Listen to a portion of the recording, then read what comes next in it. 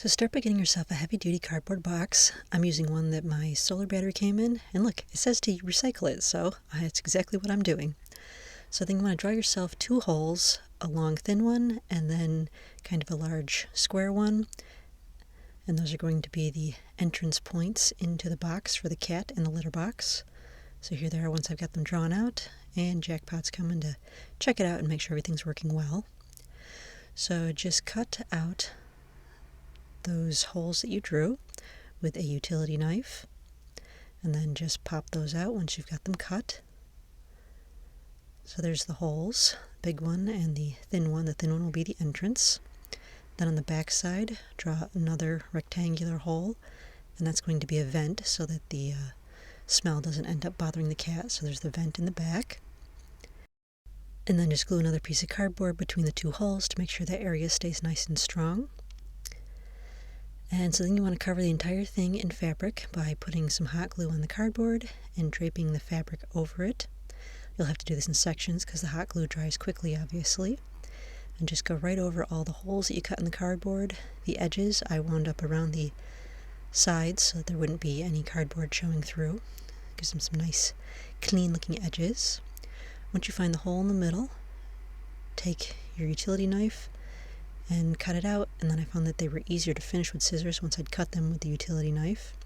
And you want to cut them not quite to the edges of the cardboard, you want to leave a little bit hanging in there. And always make sure that the cat supervises to tell you what you're doing wrong. And then cut the corners of each of those rectangular pieces so you can just fold the edges in very easily. And so you're going to do that, just run hot glue along the edges of them and fold the pieces up over the sides, gluing them securely in place. You'll do that to the vent hole and the front holes, and then on the vent hole you're going to glue a piece of screen over the vent hole. So just put glue all the way around it and push the screen into it. You want to watch out, make sure you don't burn your fingers pushing it into the hot glue, so I just ended up taking a piece of cardboard and pushing the screen into the hot glue with a piece of cardboard to avoid burning my fingers.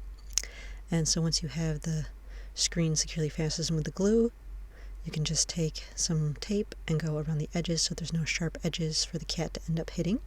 And the vent will help keep it from smelling bad inside the box for the kitty. So there it is with the vent, and there's the 2 front holes. The small one will be where the cat enters, and the big one will be where the litter box comes out. So then I trimmed that square piece of cardboard that I took out of the big hole in the box, and I laid that on some fabric, and I cut around it several inches. And then I just kind of hemmed the edges of that with hot glue by putting a little glue on the edge and folding them over onto themselves all the way around. That'll help keep them from fraying and make them stronger as well, because the hot glue makes them stiff. So now I just put glue all over that piece of cardboard and set that right in the center. You can see the edges of the fabric still come out a little beyond it, all around all the sides. And then I made some little strips by gluing the edges in on some pieces of fabric, just rolling them into each other on both sides. Doing myself some stiff little fabric strips. So I flipped the cardboard covered fabric over and I put a strip in each corner, glued those in place. I want to make sure those are on the actual cardboard part, not just the fabric. And then on the underside, stick a piece of sticky backed Velcro onto each of those little fabric strips. And then that whole piece just slips right into the big hole. Since I trimmed the edges of the cardboard, it shouldn't have any problem fitting in.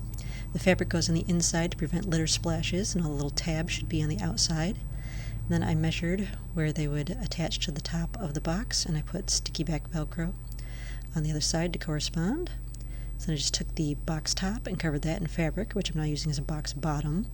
Put the litter box right on top of that, and then put the box I've been working on right on top of that, so the cat enters in the open hole there, goes in and does its business, and then just flip off the little tabs, and that piece of cardboard comes right out, and there's plenty of room to access the litter box, clean that out, and then just slip it right back in once the litter box is clean, reattach all the tabs, and then it's good to go. And that keeps a lot of litter from coming out of the box, and the open space beyond the litter box catches the litter on its paws.